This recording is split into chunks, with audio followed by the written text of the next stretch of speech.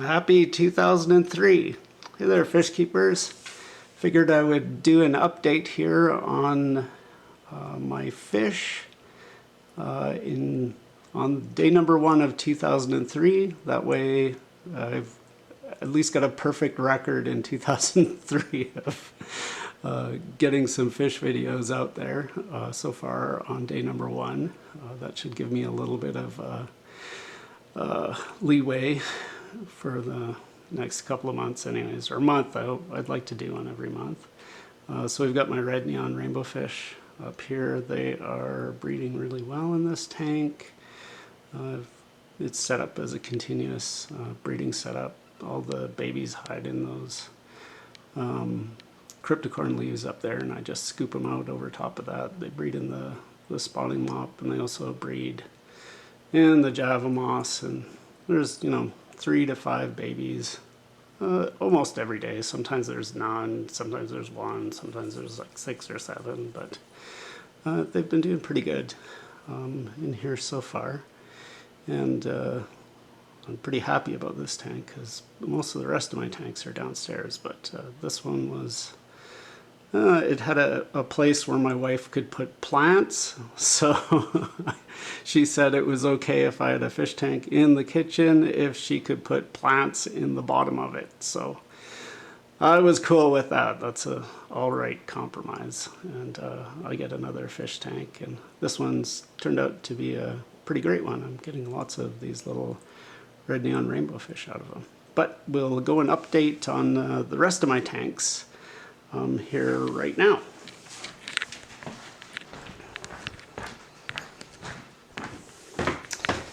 There's been a few new things going on with the tanks. I've been breeding a few more different fish over the last couple of months since I last did a video. We've got but nothing much going on in the big tank here, but can't really pass up looking at the Congo Tetras. They're so awesome. It's hard not to look at them. Oh, there's a Splendida rainbow fish there, which was a surrender from one of my friends. I think it's a male. It's hard to say. It hasn't got the strongest colors, but I would say it's a male.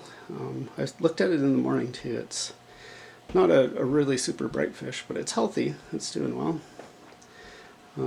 But yeah, nothing much going on with the 90-gallon tank. Just the same old going on in here. Oh, there's a clown loach. I'll check him out. They're super pretty. They're doing really well in there. And there's lots of my little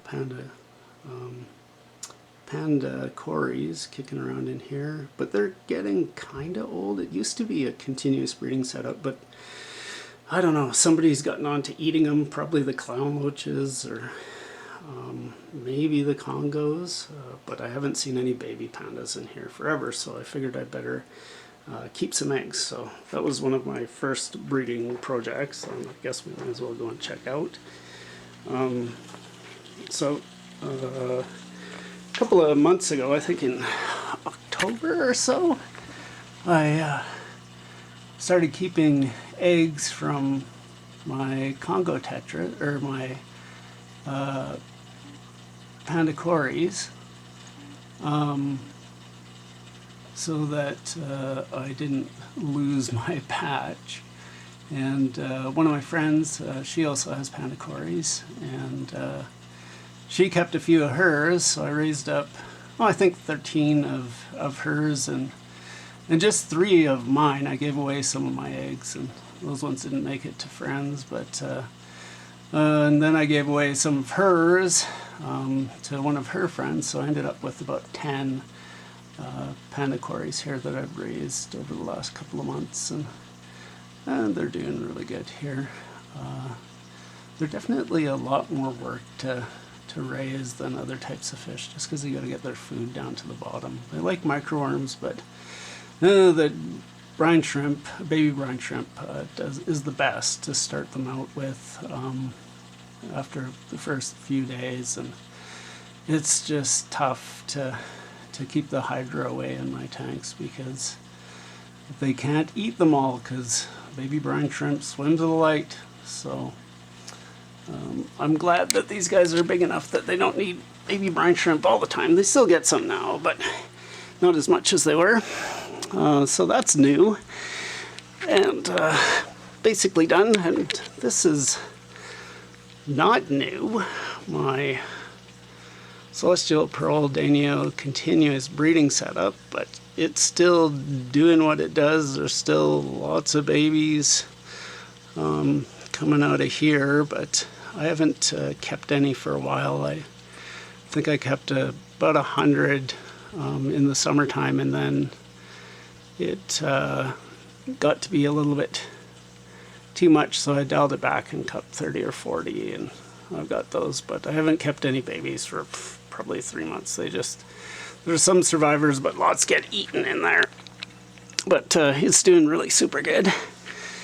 And then I had the panda cories in this tank originally. Growing them up over sand, it's way better for baby brine shrimp because they don't sink in between the gravel. So they're doing really good in here. And then I had a massive hydra outbreak with all the baby brine shrimp that I was feeding in here. There's some rosy loaches in here and some ruby tetras, but they're going to be pretty shy. The ruby tetras are always pretty shy. The rosy loaches will come out every once in a while. Usually they're not that shy, but hopefully it'd be super cool if they bred in here.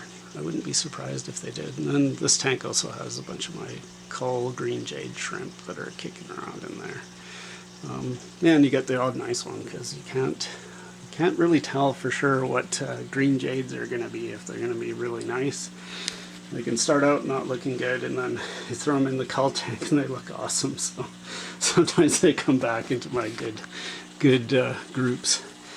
And then this tank here was where I was raising a bunch of the Celestial Pearl Danios. I just throw in the little fry in here. And there's some Carry Tetras, which just don't bother, or Reed Tetras, and they just don't bother those little CPDs at all. They've actually bred in there. There's one baby Reed Tetra that was born in this tank. I think you can see it there in the back. Yeah, it's good. It's got lots of infusoria in it. It's basically a tank used for yellow shrimp. They're all hiding because I fed the Reed Tetras here a while back, and all the food goes into the back. Yeah, you can see that baby in the back there. You can see the parents there. But pretty cool Tetra growing up just on its own. We've got really hard water, so I don't know how that happened, but it happened. So nature finds a way, I guess. And then this tank here has been a pretty big deal lately. These are Fricata rainbows, and this is a quarantine tank. So I put them in my quarantine tank, and within a couple of weeks I got a couple of babies out of it. And you know, you still want to quarantine for, you know, I try to do at least a month or 6 weeks, just until I'm like completely comfortable that they don't have worms or anything. And yeah, I left them in here, and for whatever reason they breed in here. There's like nearly zero cover at the top, but yeah, there's all kinds of Ricotta fry coming out of this setup here, so I haven't bothered taking them out. I've just been taking out fry, and now I've got about, I don't know, probably 80 Fricata fry that are kicking around, including the 2 original ones. And every day I pick out, you know, between 4 and 8 fry. It's getting to be a pretty decent production out of this tank here. And I pick up those fry, and I've just been putting them into this old scratched up 20 gallon. And yeah, there's been a lot of little guys coming into this tank here. And you can see them all there. There's some red neon rainbow fish fry and Fricata fry. So this is just a few weeks worth of fry, and there's probably like 70 or 80 at least in here. Lots of little guys too. They've actually gotten big enough in this tank that I have to stop putting tiny baby fricattas and red neons in here because they're gonna start getting eaten by their brothers and sisters. So lots of fish in this tank, and it's been really fun. I really like catching little baby fricattas and throwing them in there. Keep it nice and close so that it's convenient just to chuck them into from the breeding tank there. I'll probably just keep that as a breeding tank. It's really easy to take out the fry when there's no cover at the top. And then this tank here, my 70-gallon, got the celestial pearl danios in here and red neon rainbow fish, and they're growing out in this tank. So these are some of the older red neon rainbow fish fry that I've got. They would be, I don't know, just about 3 months old or so, 2.5, 3 months. And they're just about adult size, like they're, I would say, 2/3 of the way to adult size. But there's actually an absolute whack of fish in this tank, but they're hiding out at the back a little bit. Probably if I put my hand to the front of the glass here, they'll all come. Or at least the red or the celestial pearl daniels will come. Oh yeah, here they come. I think they're gonna get fed. So yeah, there's a bunch of fish in here. There's probably, I don't know, 60 of the celestial pearls and 25 of the red neon rainbow fish. Then there's some orange shrimp in here too. So that's been pretty cool. This tank is pretty good for growing out fish. It's 70 gallons, so lots of room to grow up. Nothing new in this tank here. It just houses my ancient leopard danios. I take the odd bit of moss out of there every once in a while. And we've got some orange shrimp growing in this tank here. This is kind of stop number 2 for my orange shrimp. They come out of the breeding tank, and then I throw them in here, and they get a bit of weight on them, and then I put them into other tanks. But it does pretty good. It's kind of a good juvenile grow tank. And then I've got kind of a backup colony of celestial pearl daniels with some of my nicer ones in here. And it's kind of neat. Over the light substrate, the females tend to get a lot more bronze colored, which is pretty cool, and I like it. It's neat to have that bit of a difference in coloration as compared to the ones that are super dark in the other tanks over black sand. So that tank's doing good. Lots of subacertang. It's been a pretty rock solid tank since I set it up. And then I've got another tank here set up with just I did have actually the baby pandas in here. I had them in a hang on the side grow out box to get them started, and it got a ton of hydra in it. So I just don't have any fish in here now, and I'm not feeding it, and all the hydra are dying off. And I'm just growing some plants in here while the hydra completely die off. And then I got some pennywort in here and endlers. That tank hasn't changed at all.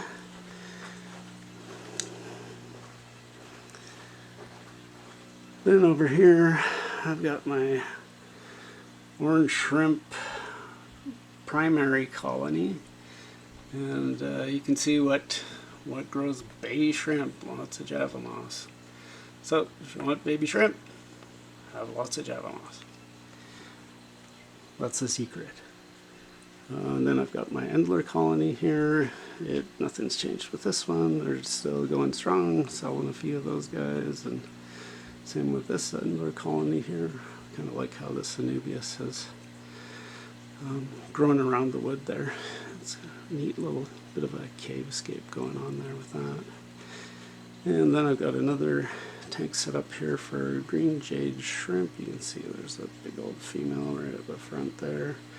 And they're berrying up. I've seen a few shrimp with berries in there, so hopefully they're going to breed pretty soon. I also tried something new here with this tank. I've got some spiky moss. I tied it onto some thin sticks, and instead of growing kind of hanging down to the sides. It's growing straight up. I think it looks pretty cool, but maybe not on its own, but if I had like 3 or 4 layers, I think it would be pretty awesome.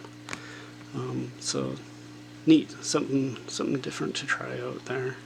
Moved a tiger lotus into this tank. They always look really pretty when they're young. I think that that's their prettiest time, was when they're just juvenile plants, super red. Like them. Then I've got this tank set up here for babies, baby Fricattas and red neons. In this one, you can't really see them very good in here though. I gotta get, oh, there you can kind of see them. Yeah, there we go. You can see these are just tiny. They're all less than 5 days old, these guys. And there's no red neon rainbow fish in here, just Fricattas right now. But this will be the baby tank, because the other ones there are probably going to start eating newly hatched Fricattas. So I had to get them into a different tank to start them growing up. But yeah, so it's doing good. Another tiger lotus in here, and this tank is also set up with some green jades. They're doing good in here. There's some that are buried up, and see the Java moss, so hopefully I'll have a bunch of baby green jade shrimp here shortly, with any luck. Then in the next tank here, this is another new setup. This is the oldest, or no, second oldest red neon rainbow fish babies that I've got. They're about 2/3. They're not much smaller than the ones that are in the 70. They're super nice bunch here, but you'd never know it because it's kind of backlit a bit in this tank, and that is just brutal for showing the colors of fish. Really super tough to focus in on them when they're backlit like that, but there's about 30 of them in there. They're doing good, and there's also one of my, there's a bunch of orange shrimp in this tank too. And we got some hydrocotyl tripartita in there, and a few plants, keep the system stable. Oh, and there's my first couple of baby Fricattas that I found with the parents there. The initial couple that I found. There's actually a male and a female. They're big enough to actually tell what they are now. I'm gonna have to move them into a different tank here pretty soon, and start growing them out a little bit more. They don't grow nearly as fast as the red neons. These ones are not much younger than these guys up here, and these guys are like way bigger. So, but they've been cool. Did good on baby brine shrimp and stuff. And so this is the last tank here. This is my 37 gallon. I got some green neons in here, and some blue tetras and bleeding heart tetras. And the new addition to this tank is my figure 8 puffer fish. I don't see her though, but they didn't get fed that long ago, or they got fed not too long ago, so she is probably not gonna come flying out to the front. She is a snail eating machine. Super cool fish. I can see why people love puffers so much. They're super friendly. Very much get to know the owner. I feed her two snails every morning, and it's always a great experience. She comes right to my hand and eats them out of my hand. But tonight she got bloodworms, and now she's probably got a full belly and hiding in the back, so she won't be out for a visit. Anyways, so this is my first update for 2023. I hope you enjoyed it. Happy New Year and happy fish keeping. Take care.